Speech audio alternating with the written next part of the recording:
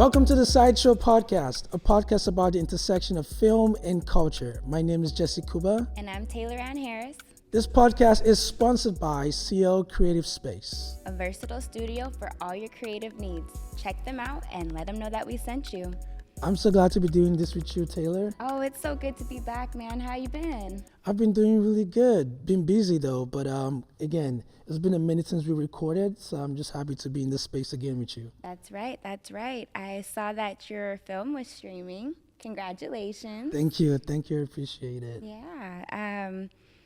Tell us a little bit about that, if you don't mind. Sure. The name of my feature film is The Moon is in Aquarius. It's currently available to rent or buy on Amazon Prime, and it's also on Tubi. Lately, I've been busy doing promos for that, recording other podcasts just to get the word out there. Yeah. As indie filmmakers, there's no one to do the marketing for you. You just gotta do it yourself. So. Pure grind. Congratulations. That's a big deal. Thank you. You're very welcome. Enough about me. What have you been up to?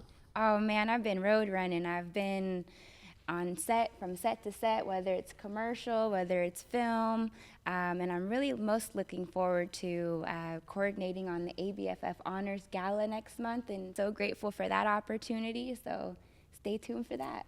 That sounds exciting. I've been to ABFF and it's been a great experience. I'm sure you have a good time as well. Oh man, they know how to put on a show, that's for sure. But most recently, I've had the opportunity to AD on Stacie McClam's film, Mr. Advocate. She took that film from a short film to a full-length feature, from what I understand. And again, I'm grateful for the opportunity to AD. It was such a good time. Wow, that's amazing. Yeah. That's amazing. Stacie McClam is a former teacher turned filmmaker who uses her platform to expose issues within the educational system. She also happens to be our guest today. So without any further ado, please welcome to the podcast, Stacie McClam. Thank you guys so much. Glad to be here. Thank you for being here. Yes, definitely. We've been trying to get you on the podcast, so I'm glad that we finally found the schedule that works. Yes. Could you tell us a little bit about yourself, how you went from being a teacher to a filmmaker? What was that turning point for you? Yeah, so I left teaching. I was a teacher for 10 years. I taught across the U.S. And abroad. I taught in D.C., Denver, and L.A., and noticed the same issues in our education system. And I also taught abroad in Japan and Kuwait, so I was able to compare, their systems to the U.S. Just got frustrated. I just knew I had to leave, so that was 2018. And my teacher friends understood what I went through, but people that weren't in the education system didn't really understand. They had no idea. Even parents don't really know what's going on in the schools a lot of times.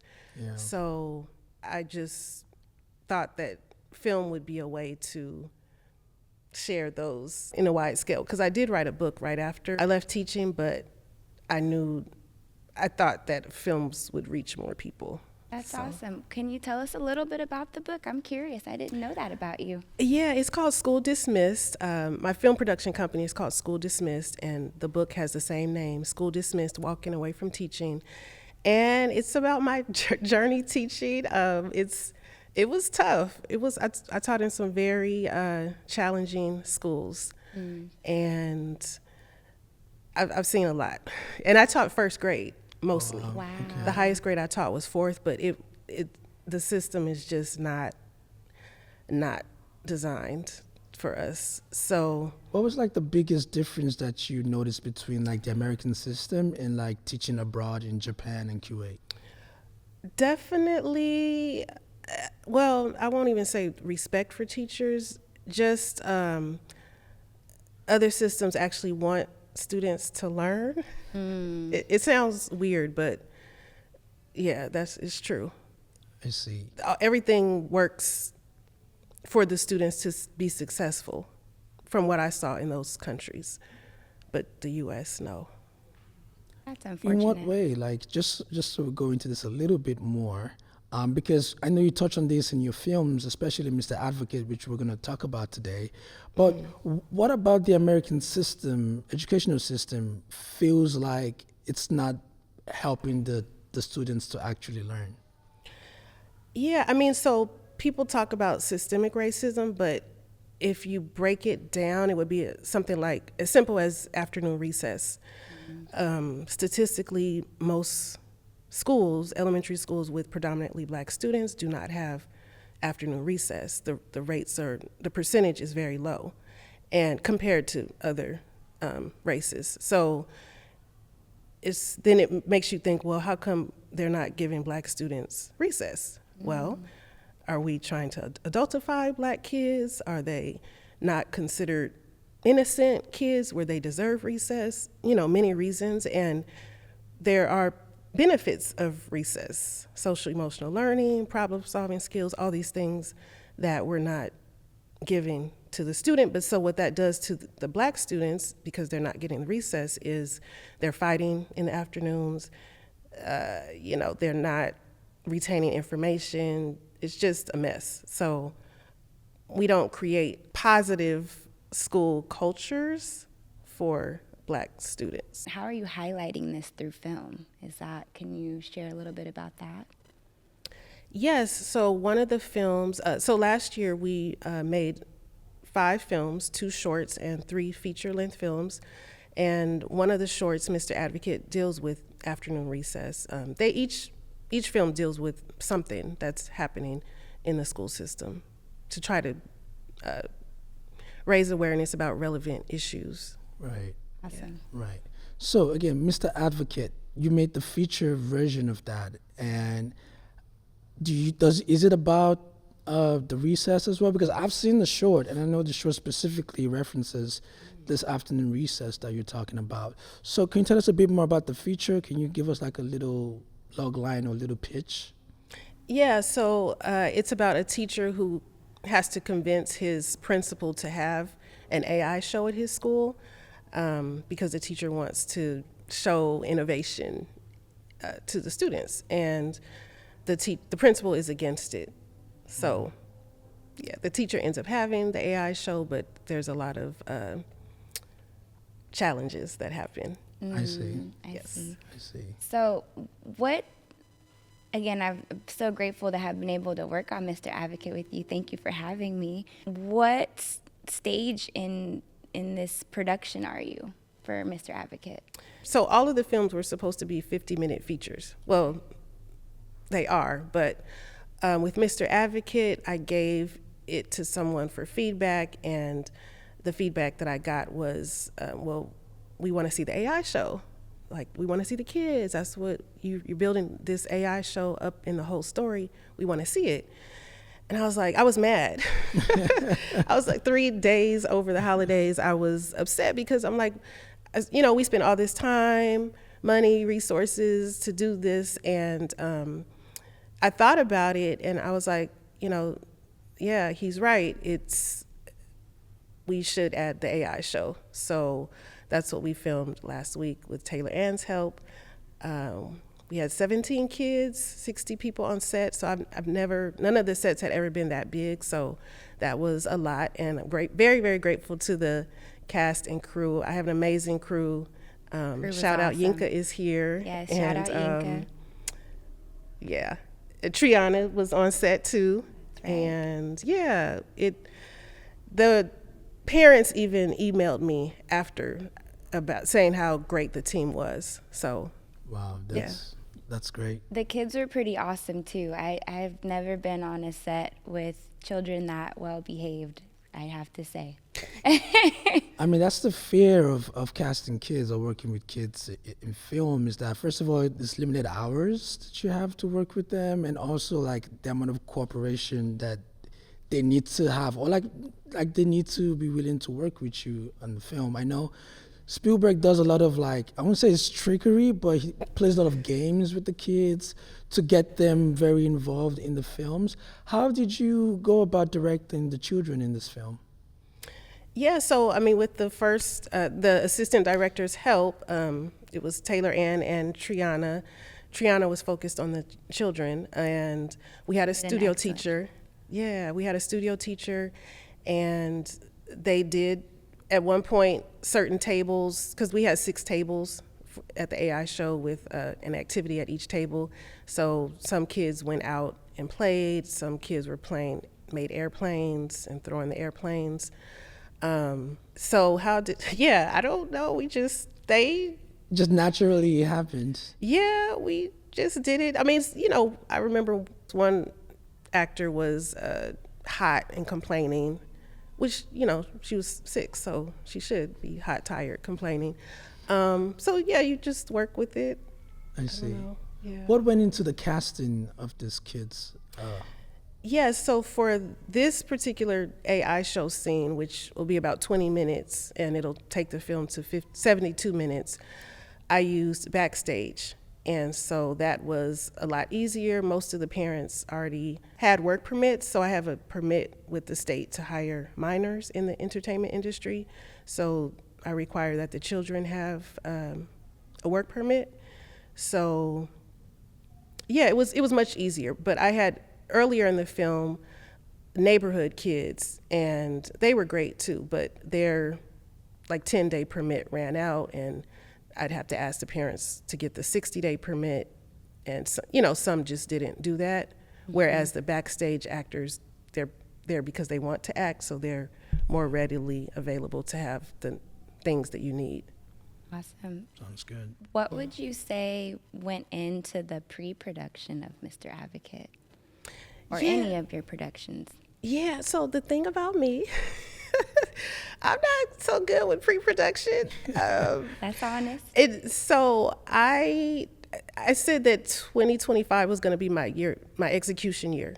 So that's why I was able to make 5 films. And with that, then there wasn't as much pre-production as I would have liked. Jordan Skipper is the DP and editor. Constantly talking to him. Yinka's the first AC, so he's constantly talking to Jordan, talking to Tehan Davis, the gaffer, and Jamari, the grip, before the actual film shoot. But we never had meetings with all of us together, but just separate, kind of.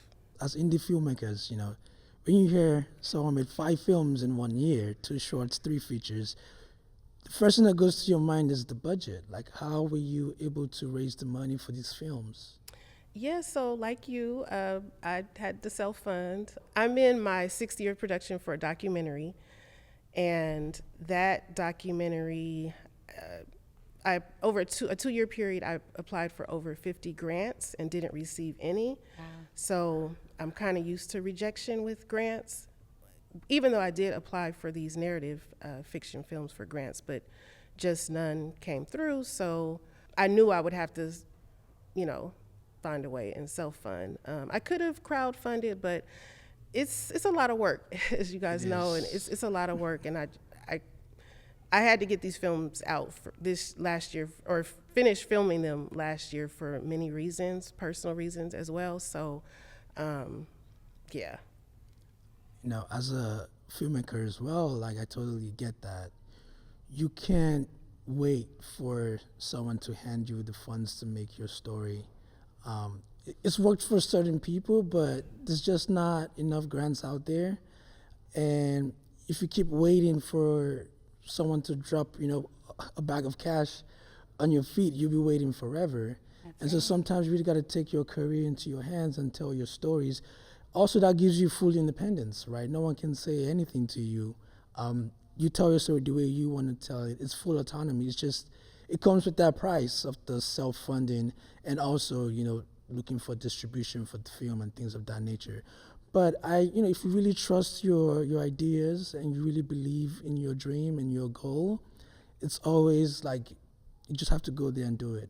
Yeah, and I mean, when you think of Robert Townsend, Spike Lee, Ava DuVernay, they all self-funded their first films, so it's not unusual. And a lot of filmmakers I know do because we have to. So, and we weren't on set many days. I think the longest day was 6 days, or for one of the films was 6 days, but it was 3 consecutive days, and then I'd take a break. Nice. So yeah, there would be all of them were over 3 or 4 month periods. Okay. So that was your schedule. You shoot 3 days, and you take a break, then you shoot 3 days again. Yeah. That's how I shot my feature as well. That's the Oh, same really? thing I did. Yeah. I realized that after 3 days, you just spent. You just Yep. need that day off and to just recharge again and go Yeah, I mean, go do it. physically, yep, yep. You Where do understand. where do you see these films going? What's the next step for these films? I would like to get a distribution deal. I talked to some distributors last year, and we'll see what happens. I'm hoping that the AI angle, because it's science related, will help because there aren't many films about science themes.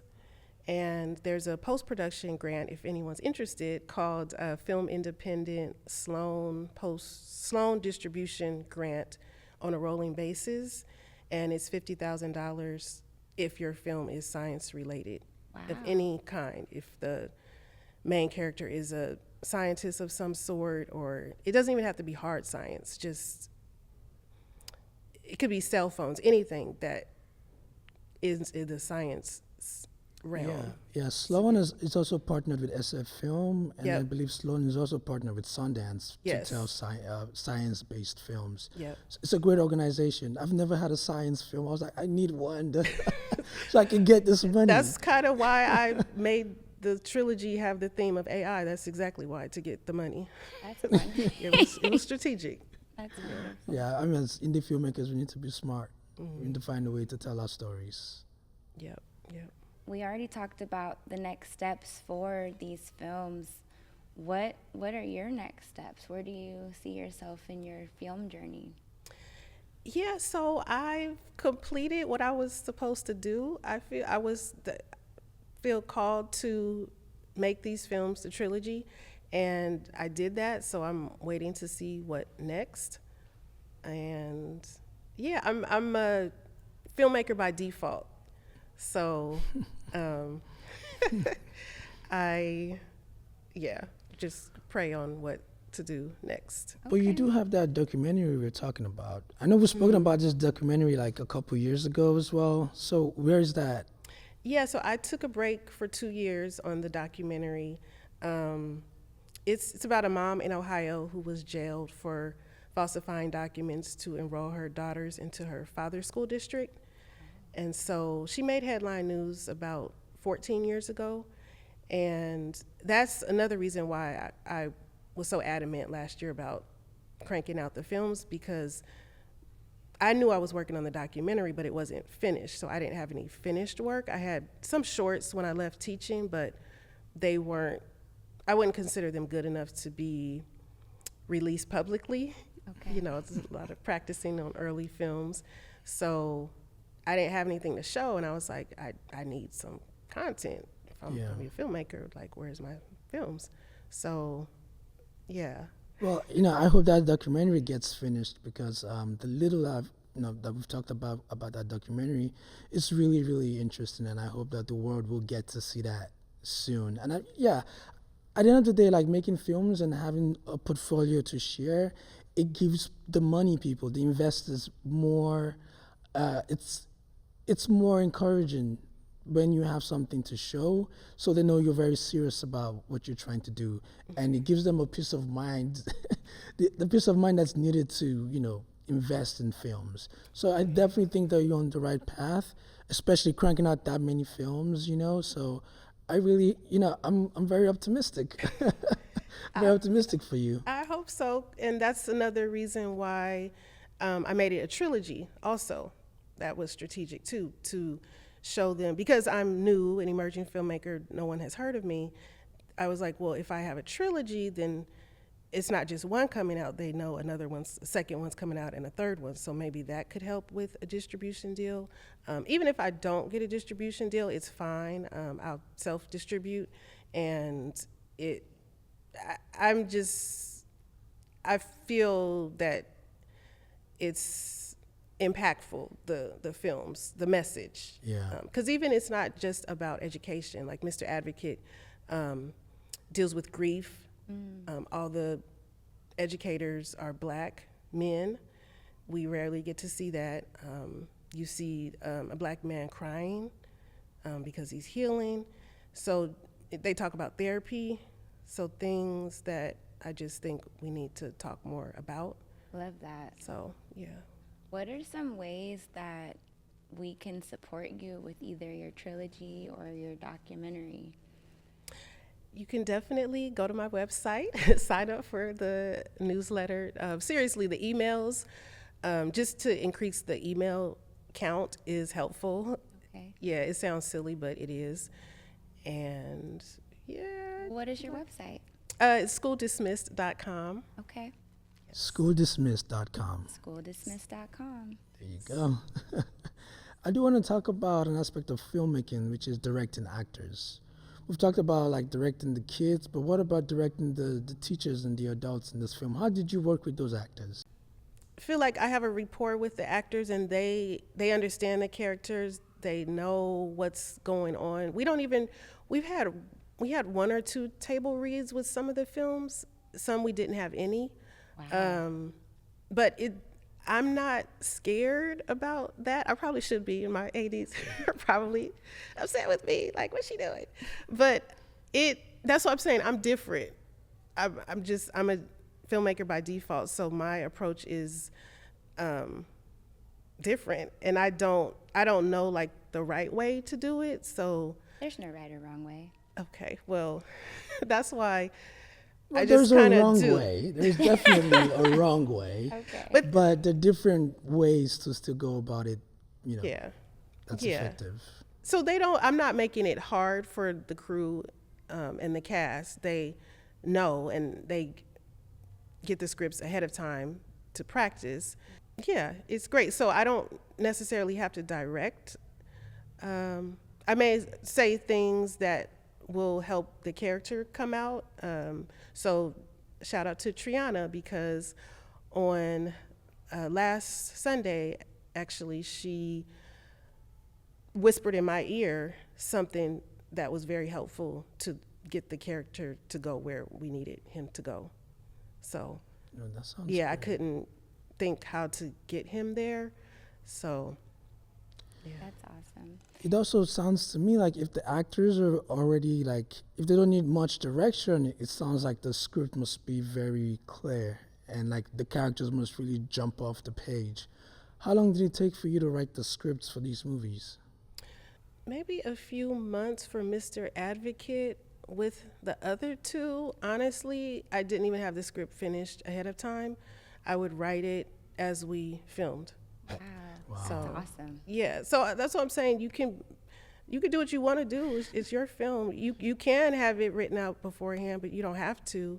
And it wasn't coming naturally for me to write the other two all out.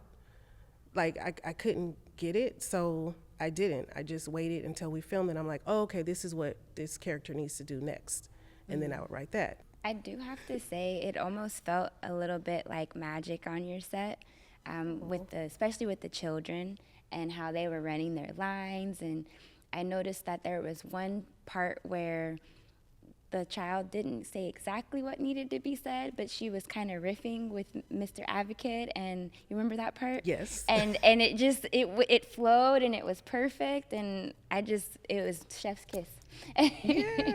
Yeah. I mean, we can say it. It's the child actor. She was just ad-libbing. She was saying like Mr. Homie, my homie. Everybody was laughing. The film is called Mr. Advocate, and she kept saying Mr. Apricot on purpose to be funny. But they were really smart. Like Yes. all the kids, many of them ad-libbed on their own. I was, just surprised. Not surprised, but just like they're brilliant. So it just comes out. Yeah. They understand what they're supposed to do as an actor, and that was that child's first time acting. Wow, Yeah. that's amazing. See, magic. So let's talk about location, because Mr. Advocate, the short that I saw, I believe that it looked like a real school you were shooting at. So how did you work around getting permits to shoot like in an actual school and things of that nature? So 2 of the films were shot at a school in El Sobrante. The school is a former district school, but now it's a privately owned daycare. so daycare and after school program. And I know I was connected to the owners through CoBiz Richmond. It's a Black-owned co-working space in Richmond.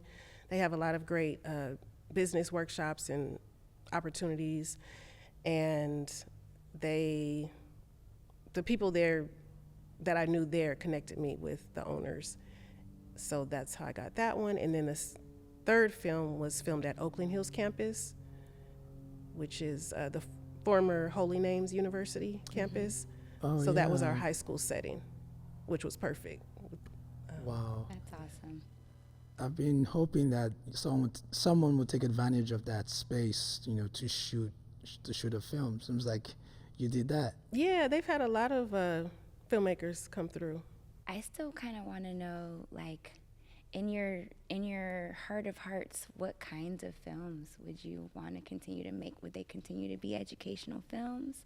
Would they be on a different subject matter? It seems like you like to tackle, tough topics, and I think that's amazing. All my films would be about education issues. That's my brand, School Dismissed, so that's what I focus on. That's my niche. And just more specific topics like phonics, which is needed. Our literacy rate is low, not because we're not capable, but phonics is a big part of it. They stopped teaching things that help us, they take out of schools. So phonics is one of those things. And just highlighting other issues that need to be addressed that people don't necessarily know about in the schools. Even teachers. So a lot of teachers are depressed. And I met a filmmaker a couple of years ago at a documentary film festival who's doing a film about the high alcoholism rate amongst teachers. I didn't know, but there is. It's still it's tough. Even if you're at a so-called good school, there's pressure, but as some schools, there is just a lot of challenges, and if you're a good teacher, you can't oftentimes, you can't do your best, the best that you want for the kids. You can't do that. So you can't be successful. Yeah.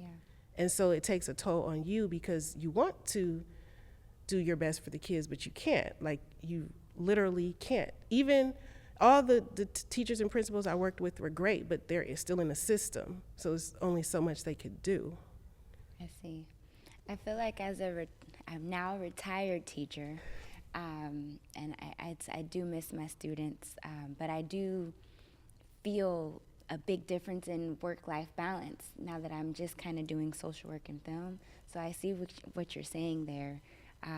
What are some ways that you feel like could help teachers in terms of, decompressing and not taking work home and things of, along those lines? Yeah, I mean, I would want teachers not to take work home, but they often do anyway. They do. But just kind of, many will have to learn how to detach and just realize there's certain things I just can't do. I'm doing the best I can and just leave it at that. Yeah. That's If you had a chance to pass one educational law, which would that be? I was going to say that you could go to any school, that you wouldn't have to go to your neighborhood school, but then that everybody would be going to the good schools. So What's wrong with going to the good schools? well, they would be overcrowded, though they should all be good. But the exactly, thing. I was That's the going to say, what thing, defines right? a good school? you know? Yeah. So that's the thing. If it's mostly black students, they're not going to make it good, even if it's black staff and black administrators. It's systemic, and only certain, even you can try your best, but there's still, and do a good job. And I applaud, the administrators and teachers who are doing it, but to get maximum results, there are still some barriers. I feel that. I feel like I'm a little spoiled in terms of what a good black school is, because the school I came from is just that, and I think it's fantastic, and I wish I could like take that school and put it everywhere, you know, because kids deserve that. You know, they deserve to feel safe. They deserve to be taught by teachers that look like them. Not all the teachers were black, but about 90% were. And it just, kids deserve better, you know? Yeah. So maybe to answer your question, Jesse, that just all the schools would be good schools. Are you ever going to like touch on colleges as well? Because I know most of your films deal with like elementary, middle school, and high school. Do you ever want to venture into the college space as well? No, I think I'll just stick to K-12. But in one of the films we did, the high school girl has a dream that she's a professor. Wow. And so we have her talking. But no, I'm focused on K-12 mostly. So yeah. I see. I like that. Do you see yourself maybe, you know, hosting like a film festival for teachers to like come and watch these, to make it like a learning piece specifically for them? Possibly. That's crossed my mind, and also sharing it with school districts and administrators and different education conferences, even ed tech conferences. I went to one last year in San Diego.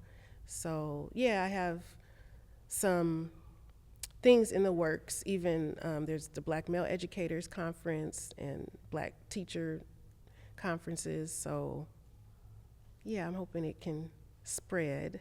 Awesome. Yeah. Awesome. Could you describe your perfect school or learning space?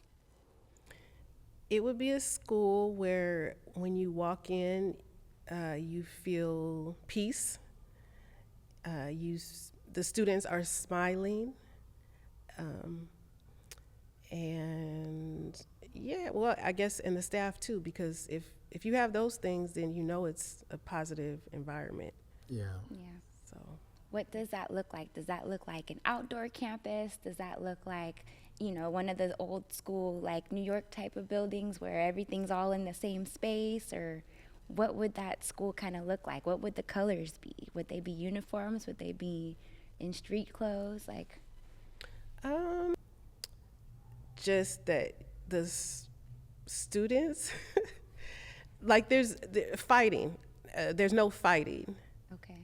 Yeah, these are the kind of schools I taught at, which is constant chaos and fights. So to me, any school where there's just peace, Yeah. and the kids are just being kids, talking, playing, having a good time, and there's not a culture of fighting, then that makes everybody happy.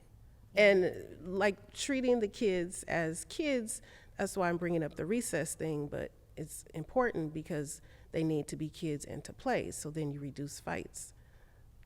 But I feel like kids just fight, though. That's what they do. Well, these aren't regular fights that Okay. at the schools that I worked at.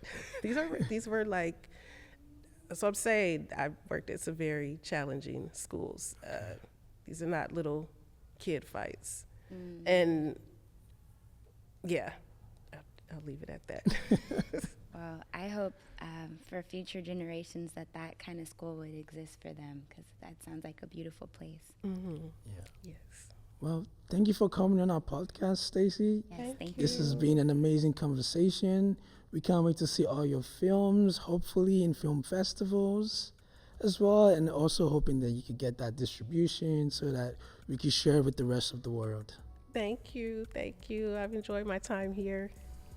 Thank you for being here. With that said, thank you for joining the Sideshow Podcast.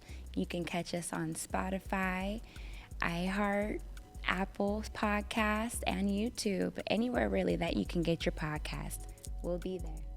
Don't forget to comment and subscribe as well so you can get more of this content. And with that, we'll see you later. Peace out. Peace.